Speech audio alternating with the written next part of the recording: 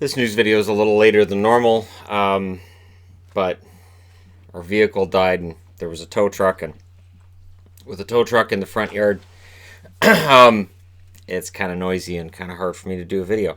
Don't worry, the problem's been figured out, so it's just being towed to a mechanic, and he's gonna look at it and hopefully have that fixed for us by later tomorrow, I think. I don't think he's going to get to it today, but at least in figuring out what the issue is, it should be relatively easy to fix. And I say that as somebody who's not a mechanic, so I'm not sure. I know it's easier than what they thought it might be. So that's why the news video is a little later than it should be. And that's fine, because Kevin Fiala has signed a 2-year extension with the Minnesota Wild for $6 million in total. So $3 million per, and another RFA is down. But it's all the minor RFAs that are signing. I don't know if you guys have noticed. It's all the guys that they don't really have any leverage. These are the guys that are signing. The guys who don't have the numbers or any freedom, so they're kind of, yeah, all right, I'll take that offer. The good offer by Guerin. Guerin wasn't lying when he said it was a good offer he made.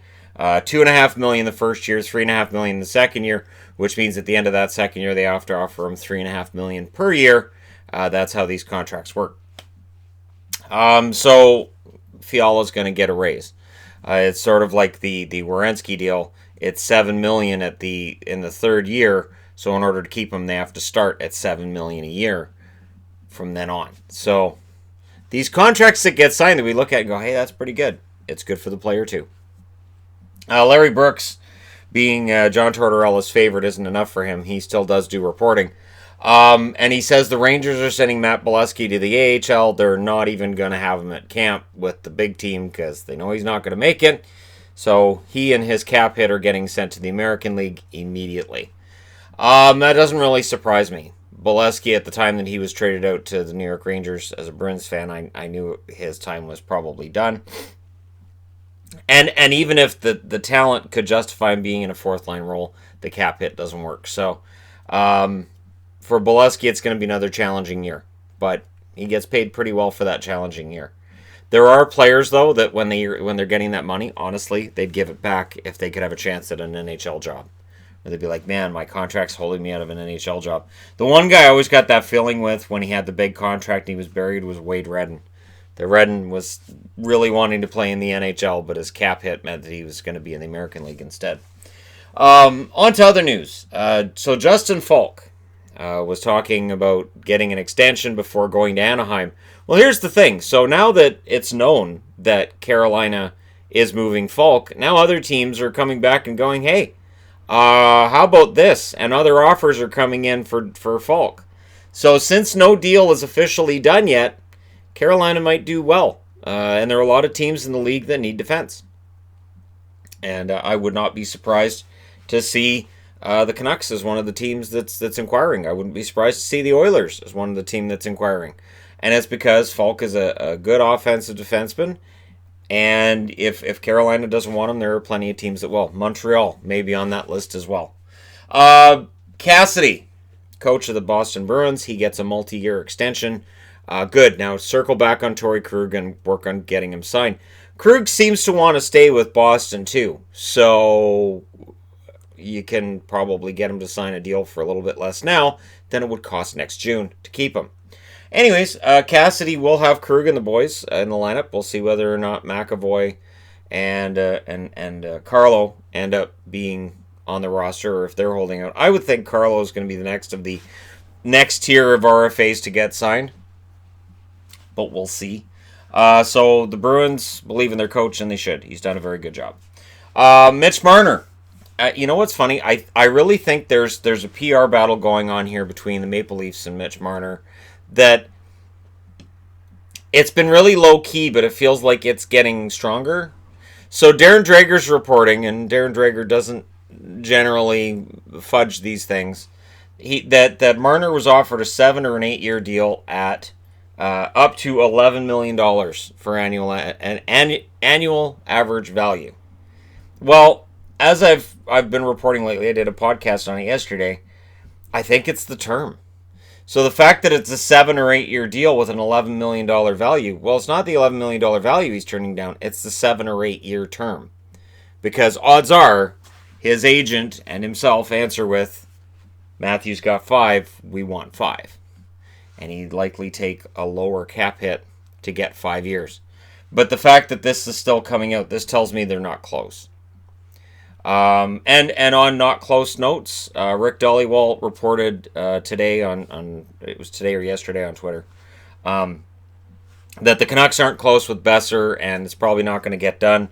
And somebody immediately pointed out underneath that tweet that last year he reported the Canucks and Edler. Or no, earlier this summer he reported the Canucks and Edler were nowhere near close. It wasn't going to happen. And then immediately after, Edler signed. So good news. I guess that means that Besser's going to sign. I think it would be really funny if Besser signed a long-term extension today or tomorrow, and then we can revisit that tweet. But Marner, it doesn't feel like is close. And for the Leafs to be releasing this information and for this to continually be coming out it's a PR battle that you'll win. And I've always found that strange that billionaire owners pick a fight with millionaire players in contract negotiations, and players always say, those millionaires are really, really greedy. Those billionaires aren't the ones that are greedy. It's really weird. Toronto Maple Leafs are the richest franchise in hockey. And I find that so strange. But, I understand it. That's how we're conditioned, is that, the athlete's the greedy one. So we'll see. We'll see what Marner signs for, but again, that's the big name, and I don't think that that's who everybody's going to be going off of. I still say Braden Point. I will stand by that. The Blues hired Peter Chiarelli as a consultant. So there were rumors tying him to Minnesota. There were rumors tying him to Vancouver. Other organizations as well. As a consultant, he'll be fine. Peter Chiarelli isn't a bad person by any stretch, regardless of all the shots people want to take at him. And his time in Edmonton was a disaster that last couple of years. He made some good moves when he was the Boston general manager. He made some disastrous ones as well, I'm well aware. But it'll be interesting to see how he does with the Blues and where he ends up in that organization. As a consultant, it's kind of entry level. So, he'll be doing that and likely looking to move his way into other parts of the organization. I don't think if they brought him in as a scout or as an assistant to another person's job, I don't think that's going to be any kind of a negative. I think it can only be a positive. Houston. They are only in the news because the Houston Rockets owner wants the NHL badly. And he's gone as far as to say he doesn't care whether it's expansion or relocation. Doesn't care. So what he's saying essentially here is, I'll pay $650 million for an NHL team, to which Bettman and the other owners will go, oh. And Bettman hasn't lied about any of this. He has been very open with the fact that he thinks that Houston would be a decent enough market and that they have an owner in place and they have a building in place. And the owner, the prospective owner of Houston as well, was quoted as saying that he understands that getting hockey to work below the Mason-Dixon line has been tough, but he thinks it can be done, and he thinks Houston's a big enough market to make it work. And of course, we all know Jeremy Jacobs thought it would work. He's the now former owner of the Bruins after signing it over to his kids. The funny thing is, Elliot Friedman's also reporting that while Jeremy Jacobs steps down as the NHL's Boston Bruins owner, he has not stepped down as the Board of Governors overall commander. He is still going to maintain that role. I don't know how that's going to work. And I would think that if he is stepping aside as the owner of the Bruins, then his time as the leader of the Board of Governors has to be coming to an end as well. And I don't know if that's going to involve him picking somebody, the NHL picking somebody, them having some kind of a vote on it. I don't see how that works. But Houston is a realistic destination. And while we can talk about, move Florida, move Arizona, no. Arizona just got a new owner.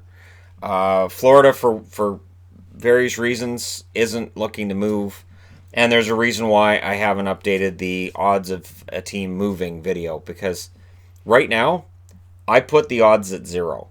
I put the odds at 0 for basically every franchise. The ones that there was some concern. Calgary now gets their new building, so there's no concern Calgary's going to move.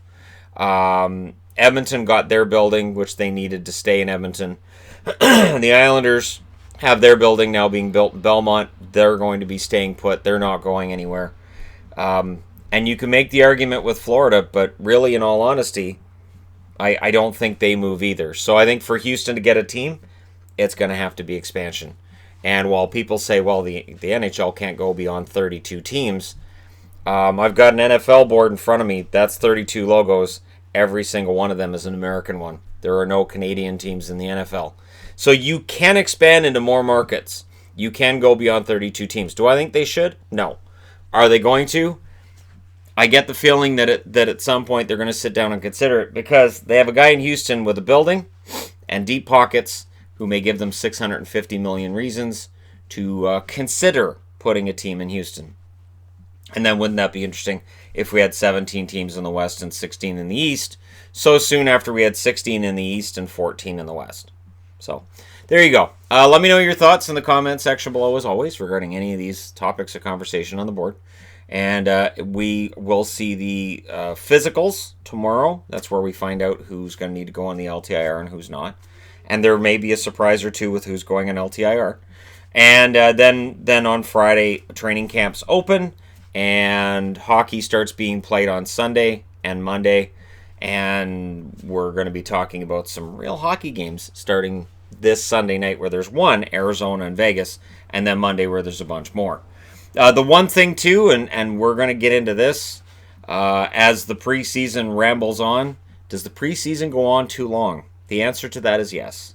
The NFL's becoming kind of a joke when it comes to the preseason, and sometimes the NHL does as well, where you'll see just nobody of note playing in games, and yet we as fans are still ponying up a decent amount of money to watch guys that won't be playing for the team anyways that year, against guys on the other side that won't be playing for that team either. Strange. Anyways, let me know your thoughts regarding that as well in the comment section below. Don't forget to hit like and subscribe if you're browsing your way through, just tapping upon this video. And hey, thank you guys so much for all your support and for watching. I'll talk to you again soon.